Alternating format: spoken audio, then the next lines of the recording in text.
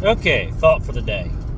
Everybody's concerned about all the executive orders and everything else that's going on. And we kind of forgot about the arguments about Panama and Greenland. And I just want to remind everybody who doesn't know that the Panama Canal is too small to accommodate either a Nimitz-class or a Ford-class aircraft carrier. They will have to go around either the long way around the world through the Indian Ocean or around South America to get into the Pacific should we need to reinforce the Pacific Fleet in the event of a war with China. Also, you have a container ship called a Panamax. That is the largest container ship that can pass through, cargo ship that can pass through the Panama Canal. It is smaller than the current largest container ships that are being built to transport cargo around the world. We should really get behind a canal through Nicaragua. They have a lake there. About half the route would be a river that would need to be dredged. Dredging is easy. You would have fewer locks coming down from the lake into the Pacific, or up from the Pacific, whichever way you want to look at it. And then a nice leisurely dredged out river course that will take you to the Atlantic Ocean. Yeah, it's expensive, but sooner or later, we're going to have to replace the locks in the Panama Canal due to age, wear, and tear. Right now, there's a dry season in Panama, or a drought, and the lake is not refilling. That also supplies fresh water to millions of people in Panama.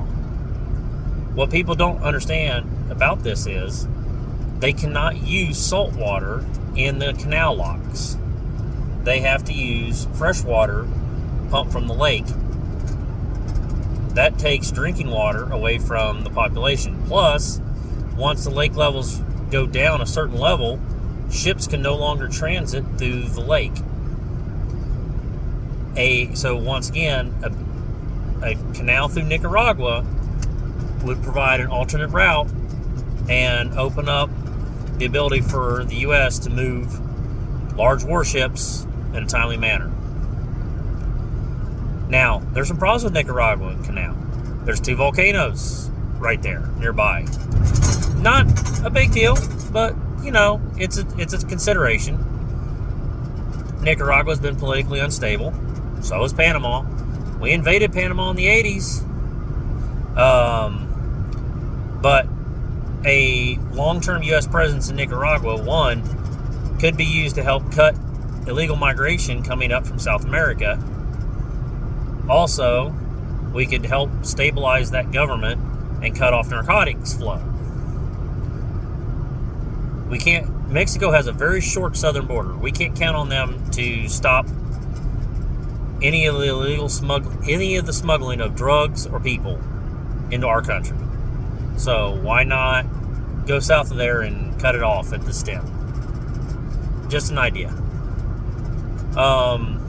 Regardless of the fact, we've already sold control of ports in the U.S. to China before.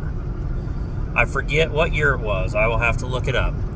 But there was a company called Dubai Ports World that was going to do the renewing a lease on the Miami port, and they were just a company that runs the operations. They don't own it.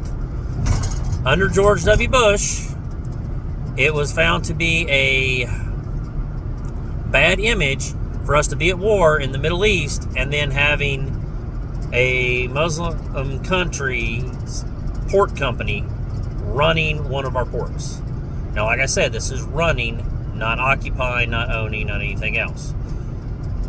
China, under the Belt and Road Initiative, is building ports, is taking land, is basically superseding sovereign nations' power once they accept these loans from China. Panama will eventually lose control of the canal, and China will take it over.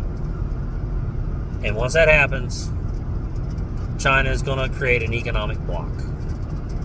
And if you don't see a threat from China, you haven't seen the satellite pictures where they're literally building invasion ferries that will plant that have feet. They will plant them in the shore so that the boat won't rise and fall and get stuck in the mud. And then it has a causeway that they pull out and they put up on the beachhead. That way they don't have to deal with the beach obstacles that Taiwan has, because you can't really land a landing craft like we did at Normandy on the west coast of Taiwan. You can only land stuff like that on the east coast. A really cool thing you should check out, there's a one landing ship tank left operational in the world from World War II. It's based out of Indiana, but it travels up and down the Ohio River to make port calls and all cities all over the place, just to show off American ingenuity. This is a ship that we built. It landed at Normandy. After the war, we sold it to Greece. We bought it back, and now it's a museum ship that is fully functional. China's ships are bigger.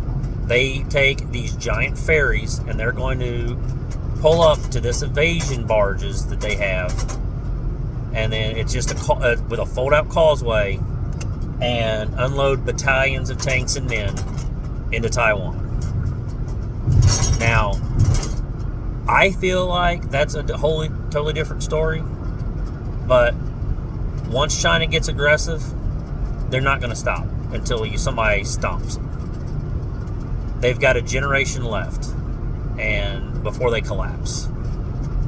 Like Russia, this is their last 10 years if they don't expand. Because right now they're stagnant.